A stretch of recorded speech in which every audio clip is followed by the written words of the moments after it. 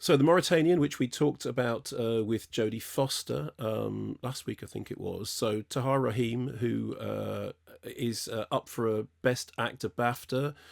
He won a César for Prophet way back in 2008, 2009. It's funny, I read a newspaper article that somebody was, they did an interview with Tahar Rahim, and after A Prophet, I had said, great, if huge fame and fortune awaits this incredibly talented, versatile performer. And the interview then went on to say, sadly, after that, he was basically offered a bunch of roles that didn't sort of allow him to show his range. So in this is based on the real life story of Mohamedou Ould Slahi. Again, the Jodie Foster interview is still up, you can listen to it, who was detained in Guantanamo Bay for 14 years, having been subjected to extraordinary rendition. And the cast has Tahar Rahim as the central character, Jodie Foster as Nancy Hollander, who is the lawyer who takes on his case with an assistant played by Shailene Woodley. And Benedict Cumberbatch is the colonel who is basically charged with tying him to the terrorist activities that the authorities believe he is involved in. Here's a clip.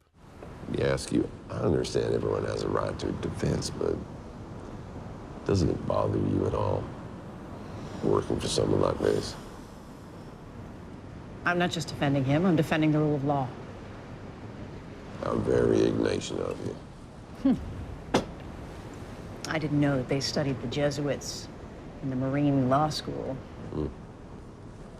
We like to fully consider a problem before we blow it up. My turn. Let me ask you. What if you're wrong? We're not. What if you are? You built this place. You abandoned all of your principles, all of your laws, and you were wrong. Now, when you were interviewing Jodie Foster, as I said again, you can find that interview online still. It's well worth listening to. She said something that really took me aback, and I know that we've had a couple of tweets about this as well, but she said that before she started work on The Mauritanian, which is directed by Kevin MacDonald, she didn't know anything about Guantanamo. And I was really surprised to hear that, because most of us, remember the headlines, the scandals. We remember all the stuff that surrounded Zero Dark 30 and enhanced interrogation, torture, all that kind of stuff. So it seemed that was really strange to hear somebody as clued in and as incredibly intelligent as Jodie Foster to say that. From my point of view, the difficult thing for Kevin MacDonald to do is to tell this story without feeling like you're telling a story that has been told before, because the images of Guantanamo and the scandalous stories about Guantanamo were such a big deal. And I think that if the film manages to avoid those things, it's because Tahar Rahim makes the story personal.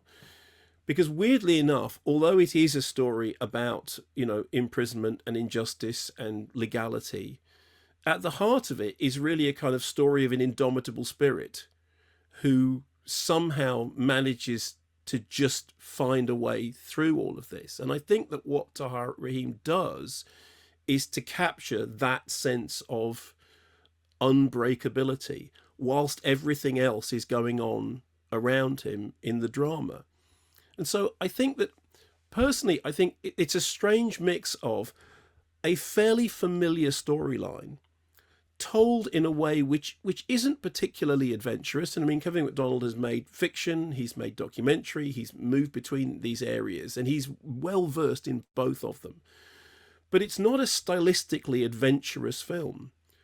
But what it has is, and I think it is largely Tahar Rahim, it has a performance at the centre of it that makes it personal and specific enough to make it that story, as opposed to just another story of, imprisonment and, and mistreatment and injustice, which I think otherwise it could have become.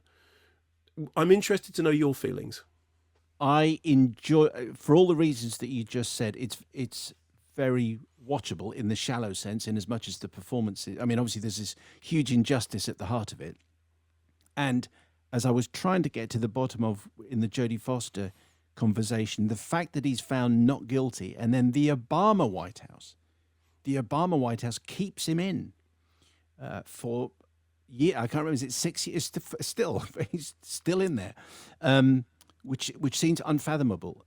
But I think before it even started, I think I knew, without knowing the story of Mohamedou Ould Slahi, I thought I knew what the movie was going to be, because it was a Guantanamo movie which Benedict Cumberbatch and Jodie Foster had agreed to appear in. So therefore, it was going to be that.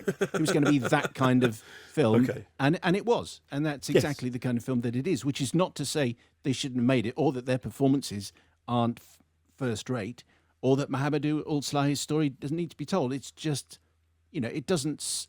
He's very charismatic in a way that the film isn't, I suppose. Yes, and I think there we go. In a nutshell, you just said in one sentence what I waffled around for 4 minutes, and that's why you get paid the big bucks.